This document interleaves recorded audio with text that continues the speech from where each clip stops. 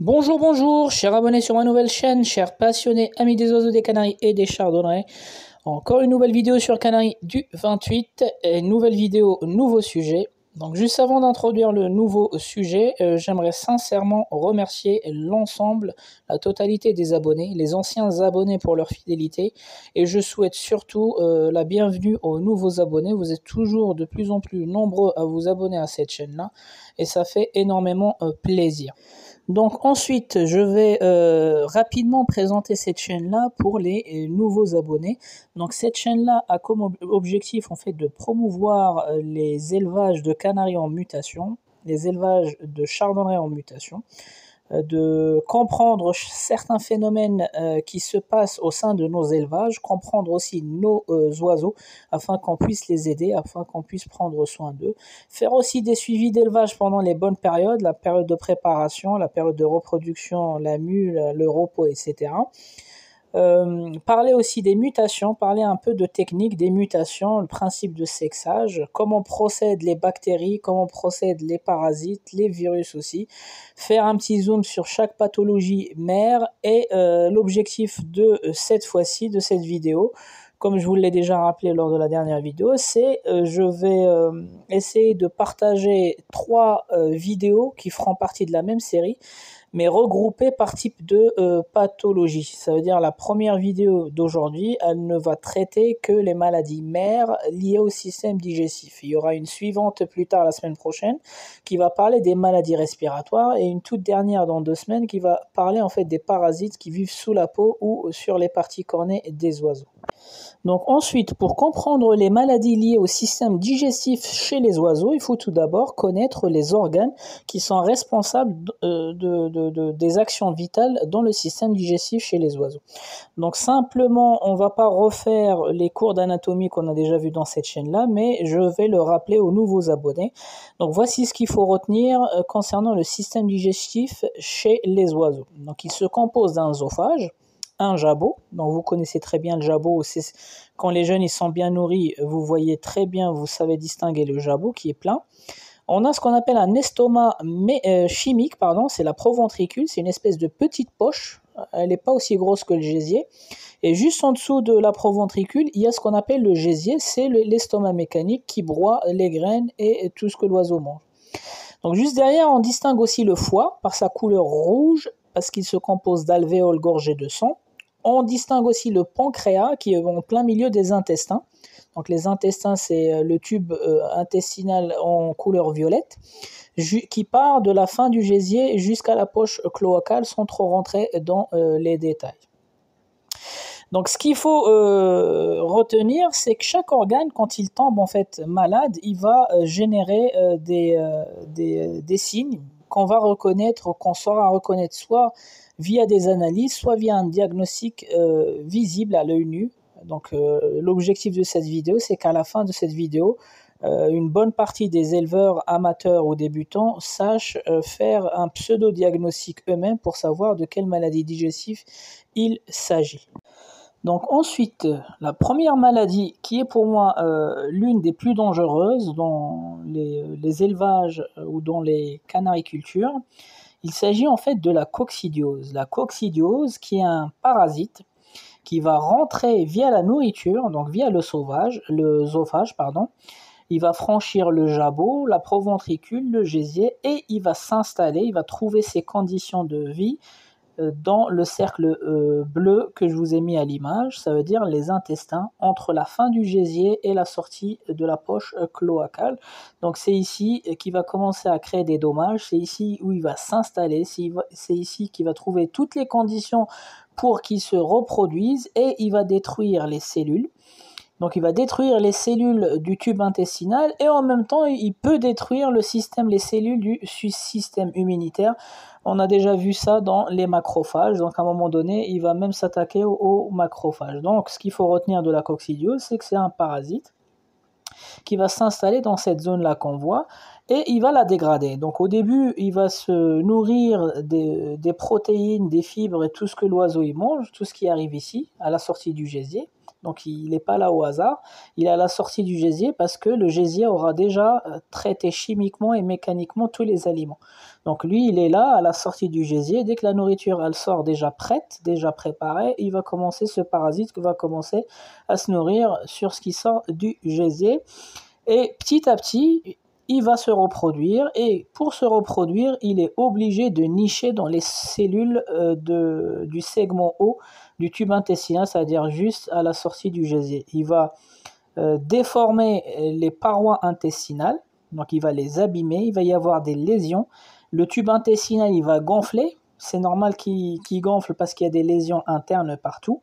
Et c'est ainsi qu'il va détruire, il va déprogrammer l'ensemble des réactions chimiques qui doivent se faire au niveau du tube intestinal.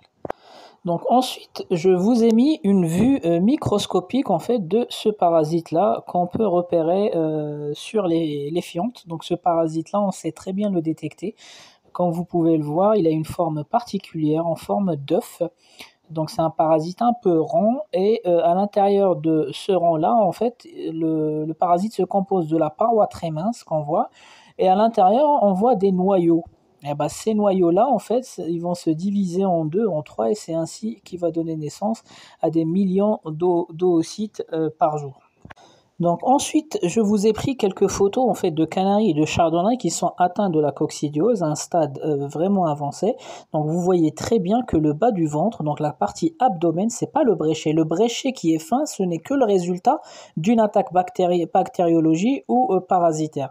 Mais c'est le bas du ventre qu'il faut regarder. Donc comme vous voyez, on voit des veines, il est très gonflé, il est très rouge, donc il s'agit bien de quelque chose qui est au niveau du système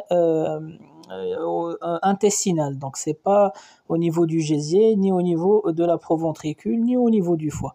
Donc le ventre gonflé, c'est bien une preuve comme quoi il y a un parasite au niveau des intestins.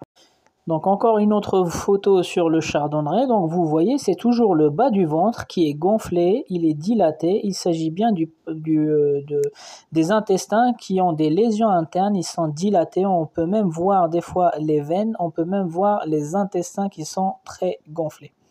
Donc encore une dernière image qui va arriver, il s'agit du parva. Donc vous voyez toujours la veine noire, je vous ai déjà expliqué, ça c'est l'arrivée du sang à gros débit, c'est ce qui fait noircir en fait la veine, mais c'est surtout le volume de l'abdomen qu'il faut regarder. Donc quand c'est un volume gonflé comme ça, on dirait que l'abdomen veut exploser, c'est que c'est une preuve comme quoi il y a un parasite au niveau des intestins, il y a de fortes chances que ce soit la coccidiose.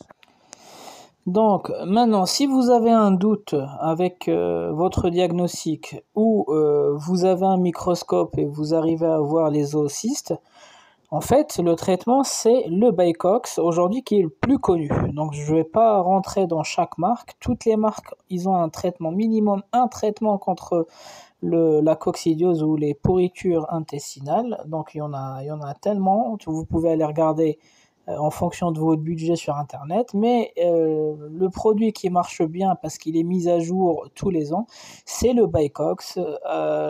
Contactez un vétérinaire pour l'avoir, contactez aussi un vétérinaire pour qu'il vous confirme vos diagnostics, vos premiers diagnostics, le temps que vous prenez de l'expérience sur vos propres diagnostics, pour leur associer en fait des traitements comme le Baycox.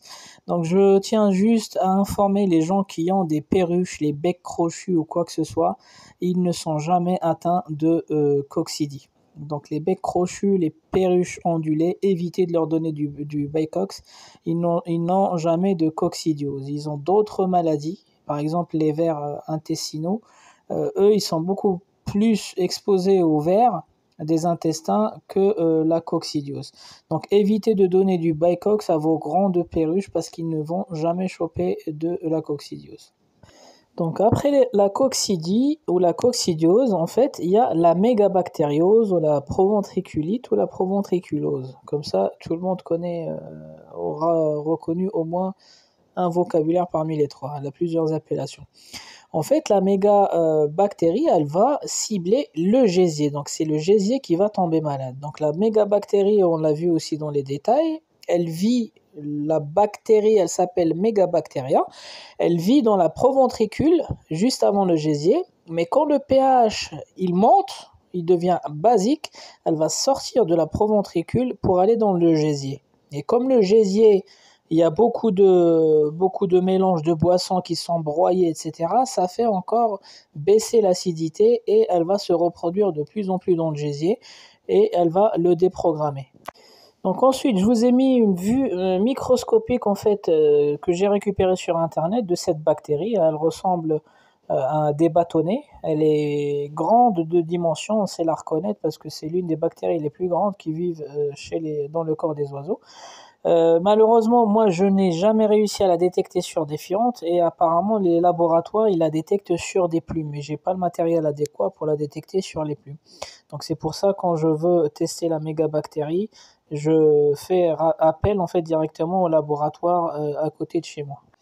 Et donc un oiseau qui est atteint de la mégabactérie, on le voit en fait dans le coin en haut à droite, là où il y a la boule. Vous voyez la boule? Donc oubliez le bréchet. Le bréchet n'est que le résultat d'un amaigrissement parce que le oiseau il s'est fait attaquer par une bactérie, par un parasite, etc.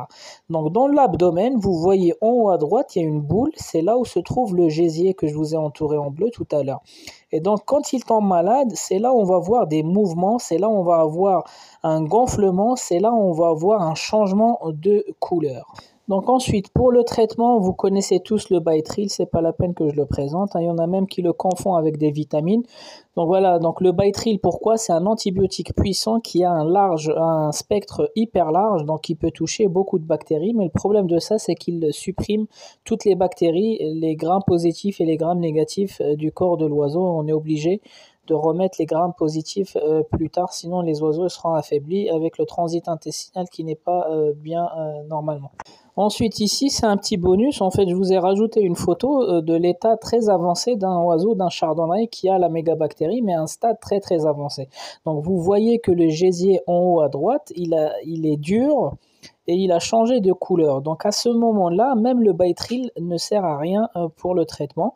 Il faut associer plusieurs substances, dont les acides. Pourquoi? Parce que la mégabactérie, ou la mégabactéria plutôt, cette bactérie-là, elle est hyper intelligente.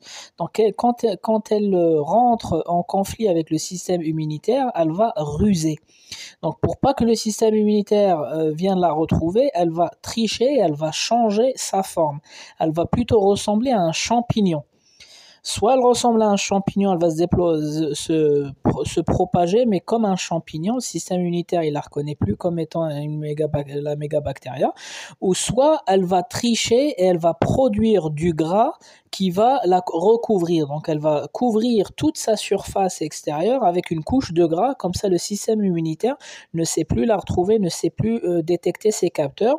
Ou bien des fois, qu'est-ce qu'elle prend en otage les cellules qui sont présentes du corps et elle va faire une espèce de bouclier pour pas que les macrophages ou les anticorps et les antigènes puissent la chercher. Elle va fabriquer un bouclier avec les cellules du corps pour pouvoir se protéger des soldats du corps de l'oiseau ou des substances chimiques administrées.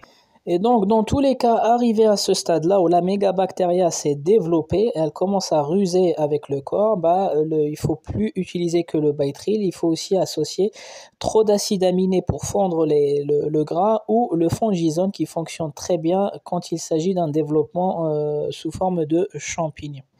Donc ensuite, on arrive sur cet organe qui est stratégique, qui a un double rôle stratégique pour tous les animaux, même les êtres humains. Il s'agit en fait du foie. Donc le foie, il se trouve en arrière. Il ne se trouve pas dans la partie abdomen, mais il se trouve derrière le bréchet. La partie qui s'affine avec l'amaigrissement de l'oiseau. Donc vous le voyez entouré ici. Le foie, il est de couleur rouge parce qu'il est gorgé de sang. Et le sang du corps, il va passer dans le foie pour être régulé. S'il y a trop de vitamines, le foie il va les réguler. S'il n'y a pas de vitamines, le foie il va déverser des vitamines. Voilà, donc il a le rôle d'un gendarme de frontière. Si le sang il vient maigre ou avec pas beaucoup de vitamines, il va remettre des vitamines. Si le sang il arrive avec beaucoup de vitamines, il va enlever les vitamines. En plus, le sang, quand il passe dans le foie, il va être débarrassé des toxines, il va être débarrassé des restes de médicaments. Et c'est comme ça qu'il fonctionne le foie. En plus, le foie, il est en contact direct avec le système respiratoire. Donc rappelez-vous, quand je vous ai présenté la ventilation et la respiration chez les oiseaux, je vous ai parlé des 6 sacs postérieurs, aériens postérieurs. Ah bah, les 6 sacs qui sont juste à côté, ce sont les voisins du foie. C'est pour ça que quand le foie est tombe malade, l'oiseau il commence à respirer mal. Donc ensuite ici vous avez en fait une photo qui va vous montrer en fait la différence sur la maladie, enfin de la maladie qu'on appelle le foie gras. Donc le foie il peut être atteint de plusieurs maladies, cancérigènes, virus, etc. Donc la maladie la plus courante du foie, c'est le foie gras. Ça veut dire les oiseaux mangent trop riche, ils sont pas dans des grands espaces pour brûler leurs calories et le foie ne fait que stocker des vitamines, des substances riches et il va finir par les alvéoles vont finir par exploser. Donc les points blancs que vous voyez ici, en bas, dans le schéma en bas, ce sont les alvéoles qui ont explosé. Pourquoi? Parce qu'il y a eu un surstockage des vitamines et des substances qui a fait exploser le foie et donc finalement il finit par se dilater, se déchirer. Et on le voit sur la photo, le volume il est légèrement plus grand que la photo d'au-dessus, qui est un foie normal, et les alvéoles, ils ont fini par éclater. Donc pour diagnostiquer le foie, c'est très simple, vous allez voir une barre bleue ou rouge très foncée, limite du bréchet. Donc sur l'abdomen, mais la partie supérieure, la partie en haut, qui va toucher le bréchet, ça veut dire que le foie il est descendu, normalement on ne le voit pas. Donc une autre photo, donc là il commence à peine à descendre, donc il est caché derrière le bréchet, mais comme le foie il se dilate, il va descendre sur la partie transparente qui est dans l'abdomen. Donc les traitements, vous avez beaucoup de traitements du foie, vous avez de l'océcoline, la Vicol, vous tapez produit qui contient de la choline et vous allez voir sur internet toute une panoplie de compléments alimentaires pour soulager le foie. Donc ensuite, le foie il peut aussi être touché par un virus, comme le point noir qu'on voit ici. On le détecte chez les jeunes. Dès qu'ils sortent de coquille, on voit le point noir sur eux, comme sur les photos. Donc ça, c'est un virus. Ça veut dire la mère ou le père, ils sont porteurs. Il faut les traiter. Ça se traite sur plusieurs générations. En général, un oiseau qui a le point noir, ça veut dire la génération suivante, elle est susceptible de l'avoir, etc. Il faut travailler de génération en génération. Il faut acidifier le milieu. Il faut faire attention à l'hygiène. Il y a plusieurs produits comme le Green Vit que je vous ai présenté dans la vidéo point noir. Le starter aussi de chez docteur vétérinaire connu Coutel. Et donc il y a beaucoup de produits. Le problème du point noir, c'est qu'il faut le traiter en permanence sur plusieurs générations. Des fois ça prend 2 ans, 3 ans. Moi j'ai des amis qui ont travaillé leur point noir sur des couples porteurs et au bout de 2 ans, 3 ans, la troisième génération, elle était sainte. Ça veut dire ça se travaille, ça se corrige. Peut-être pas en une année, ça se corrige pas en une année, mais par contre ça se corrige sur plusieurs générations. Et donc le point noir, c'est bien la vésicule biliaire qui est en plein milieu du foie qui est infectée. Et donc du coup, elle va pas sécréter une bile saine et elle va affaiblir le virus qui loge dans la vésicule biliaire. C'est pour ça qu'elle s'est infectée. On voit un point noir. En fait, c'est la vésicule biliaire qui s'est dilatée avec le pus. Elle va pas sécréter la bile correctement pour pouvoir aider la digestion dans les intestins. Donc les amis, juste pour clôturer ce chapitre-là des maladies mères digestives, on va parler un peu des fientes. Il faut qu'on arrête de dire les fientes vertes c'est la coccidiose, les fientes noires c'est la mégabactérie, ça n'existe pas. Diagnostic c'est par microscope, sinon par un diagnostic d'un professionnel type vétérinaire. On peut tous se tromper. Donc quand on a des fientes noires, cela veut dire qu'il peut y avoir un parasite dans le système digestif. Il peut y avoir aussi du sang digéré. Quand on a des fientes blanches, ça veut dire c'est de l'urine. L'oiseau ne mange quasiment pas. Donc il n'y a pas de reste des graines, il n'y a que le liquide, l'urine. Quand on a des fientes jaunes, ça veut dire le foie est malade. Ce que sécrète le foie et la vésicule biliaire, la bile, elle n'est pas de bonne qualité. Quand la fiente est rouge, ça peut être des colorants comme ça peut être la présence du sang. Quand il y a des graines non digérées, ça veut dire le gésier ne fonctionne pas correctement. C'est lui l'estomac mécanique. Et quand on a des fientes qui sont liquides, ça peut être le coup de froid, ça peut être la coccidiose, ça peut être un champignon. En général, c'est une infection, les amis. Bon, les amis, on arrive à la fin de cette vidéo. C'était Canari du 28. Je vous souhaite un bon visionnage et je fais un grand coucou à mon ami Jonathan et ciao, ciao.